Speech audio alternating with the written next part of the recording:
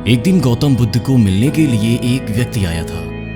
उसने गौतम बुद्ध को उनके ज्ञान को सरल शब्दों में समझाने के लिए कहा। गौतम बुद्ध ने पूछा, क्या तुम्हारे बच्चे हैं? उस व्यक्ति ने उत्तर दिया, हाँ, मेरा एक छोटा सा बेटा है। गौतम बुद्ध ने फिर से पूछा, क्या तुम्हारे भाई के भी बच्चे हैं? उस आदमी ने फिर से हाँ में उत्तर दिया।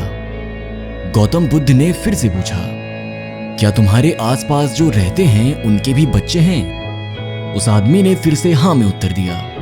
फिर बुद्ध ने उससे पूछा कि मुझे बताओ, अगर तुम्हारा छोटा सा बेटा मर जाए तो तुम कितना दुखी होगे? उस व्यक्ति ने कहा, मैं बहुत ही दुखी हो जाऊंगा।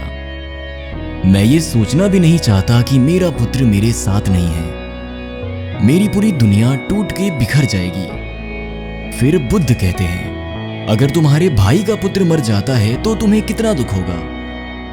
उस व्यक्ति ने कहा, मैं बहुत ही खराब और दुखी महसूस करूंगा, लेकिन मेरे खुद के बेटे की मृत्यु जितना नहीं। बुद्ध ने फिर से कहा, अगर तुम्हारे आसपास में रहने वाले किसी व्यक्ति का पुत्र मर जाता है तो तुम्हें कितना दुख होगा? व्यक्ति ने कहा, थोड़ा सा दुख होगा, लेकिन मेरे भाई के पुत्र की मृत्यु पर जितना होगा उतना नहीं। बुद्ध ने फिर से कहा, अगर किसी व्यक्ति का बच्चा मर जाता है जिसे तुम जानते भी नहीं तो तुम्हें कितना दुख होगा? व्यक्ति ने उत्तर दिया, मुझे कुछ भी दुख महसूस नहीं होगा। बुद्ध ने पूछा, तो फिर मुझे ये बताओ कि दुख की भावना किस चीज के साथ जुड़ी हुई है?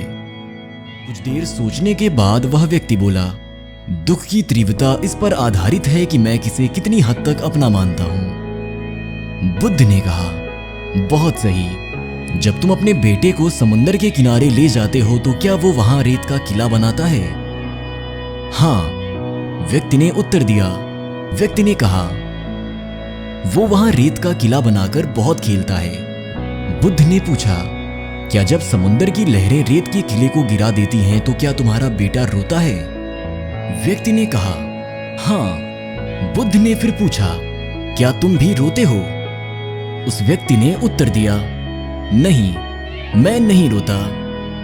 बुद्ध ने पूछा, आखिर तुम क्यों नहीं रोते? व्यक्ति बोला, मेरा बेटा रोता है क्योंकि उसको लगता है कि रेत का किला स्थायी है, वह हमेशा रहेगा। लेकिन मैं जानता हूं कि रेत का किला स्थायी नहीं है, और इसीलिए जब समुद्र की लहरें उसे गिरा देती हैं तो मैं नहीं रोता। बुद्ध ने कहा, अब तुम समझ गए हो, अगर आप सत्य को वैसे नहीं देखते जैसा कि वह है तो फिर वह तुम्हें दुख देने लगता है। तुम अनंत संसार के चक्कर में फंस जाओगे। वो बच्चा जो रेत के किले के टूटने पर रोता है और तुम्हारे बीच में कोई अंतर नहीं है। बुद्ध ने अपनी पूरी लाइफ अटैचमेंट के बारे में सिखाया है, क्योंकि इस यूनिवर्स में कुछ भी परमानेंट नहीं है।